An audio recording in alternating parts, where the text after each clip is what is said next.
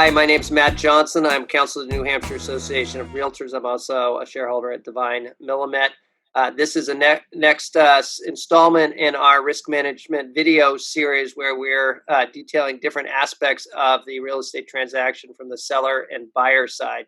The topic today is the seller perspective on the inspection process, and particularly once the buyer has completed their inspection.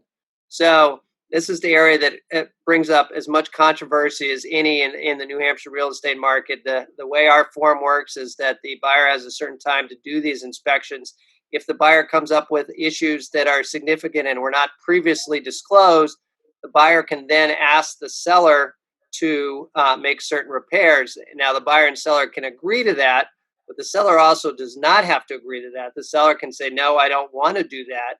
In which case it goes back to the buyer, and the buyer has to decide, well, you know what, do I want to live with the house as is, or do I want to get out of the contract? Or third, the buyer and seller can come up with some agreement of, okay, we're going to, seller will fix these 5 items, or so will give a credit on the closing price of these 4 items or something of that effect. So it's a little bit of a ping-ponging back and forth, and it has some strategic questions or strategic issues for the sellers. So Beth, I'm going to throw it to you. When you're representing a seller and you get that list back from the buyer and says, hey, I want these 10 items fixed, what's your process or tips for walking through those with the seller and trying to provide the seller guidance about what to do next? Sure. Great question, Matt.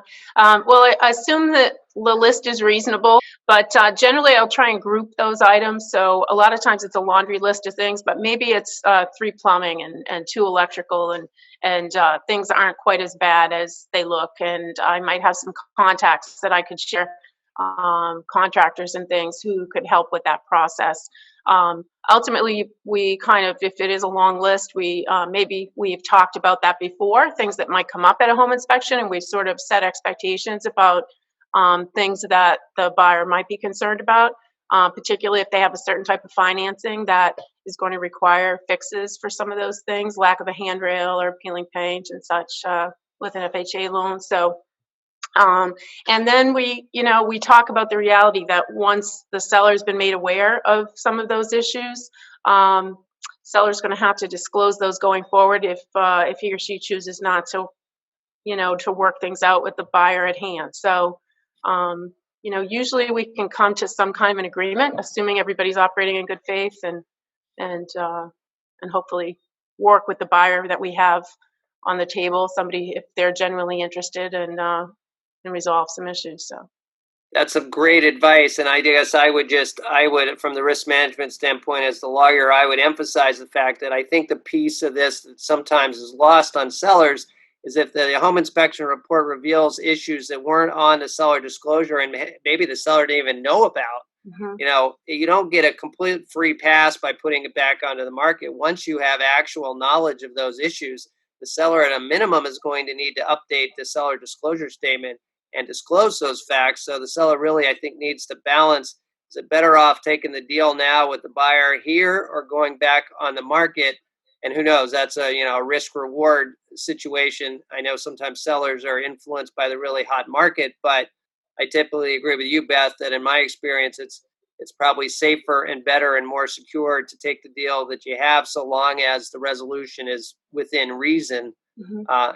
And particularly if you've already set the seller's expectations that, your house is a little bit older, there are going to be things that are going to need to be fixed. So you need to bake that into your calculation.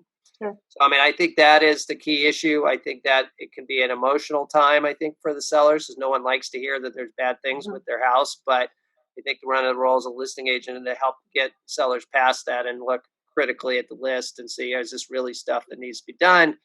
And kind of, to your point, group them, because sometimes some of them are really cosmetic items that it's pretty mm-hmm. easy to push back on and say, look, that, right. The buyer can do that. But exactly. Major ones have the seller take care of. And ultimately, if the parties can come to a resolution, it's probably better for everybody and it makes everybody happier. So, yet again, that's great advice, Beth. And that's a good way to frame the issues on the inspection side. Thank you so much for your help. That concludes this video on the seller inspections. And we'll see you next time.